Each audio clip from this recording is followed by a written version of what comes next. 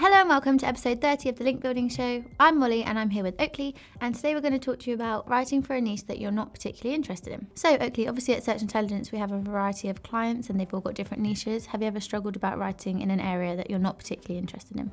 Yeah, so I think naturally there are areas that you're always going to struggle with that you're not necessarily as interested in as others. So for me, like I'm more interested in say like films, video games, so I'd find that easier to write about. And so with some clients there are times where I'll find it more difficult to write about their particular niche. Yeah, I agree. There's some areas that I really enjoy. I have one client that I have every month and I always do more hard-hitting news stories in that area. So I find that really interesting. But I find, for example, I don't know that much about crypto or investing, so I can find that quite a challenge. So what would you say are some top tips for trying to understand more about the topic that you are less interested in? Yeah, so the first thing I would say is to research the client, go in, have a look at their website, see what sort of things they write about or what sort of things they sell or do as a client, and then also go in, have a look at different websites that are already writing about the niche that your client's in.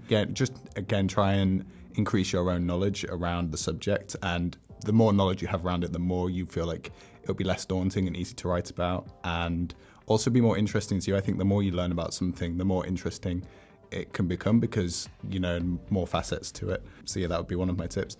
And then another tip would also be to reframe the topic itself. So if you're thinking it's not particularly interesting, reframe it and think, I'm learning more about this particular topic that might be useful for something else in the future as well. That can be useful when you're struggling with a particular niche or topic. Yeah, definitely, because I think there's probably a difference between being uninterested in something and being uneducated on a topic. Because I know that, for example, if I did learn, there's so much information out there on crypto, isn't there, and stuff like that. So for me, if I did invest myself in that time and learn a lot about crypto a bit more, then I could be really interested in it. I just haven't given myself that chance to get into it. So like you say, you just need to spend some time in the area of the client, because at the end of the day, we need to get the links for them and we want to be interested in what they're interested in and have that good relationship with them. So I do feel like though there's a difference between understanding your topic and then being able to actually think of ideas, in that area and think of ideas that people haven't done before. So what kind of tips would you give that you can then develop your knowledge into an idea for a client? Yeah, so one really good way is to go and have a look at previous campaigns that have been done in that particular field or that particular niche,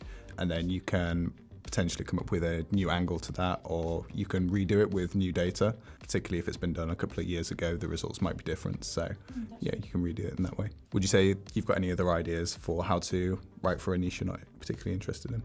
Yeah, so I think obviously going back to trying to educate yourself a bit more, perhaps you could just talk to family or friends and then see if, especially your colleagues, because they'll probably have some knowledge that you perhaps didn't know about, and then they can add to your idea. You can, they use them as a soundboard or bounce some ideas off them. So I think it's a good tip to utilise them and their knowledge to boost your own idea and concept of the client. Yeah. Just to add on that, I think it can be good if you've got a colleague who's particularly knowledgeable about it, have them read through it and proofread it, see if they've spotted any particular errors in it or anything that they would add to it that they might be able to, that might have existing knowledge on. Yeah, definitely, I agree.